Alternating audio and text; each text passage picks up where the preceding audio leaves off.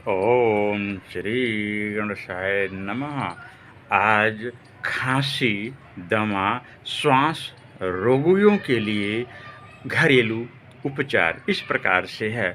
100 ग्राम धनिया और 100 ग्राम मिश्री को आपस में बराबर मात्रा में पीस लें।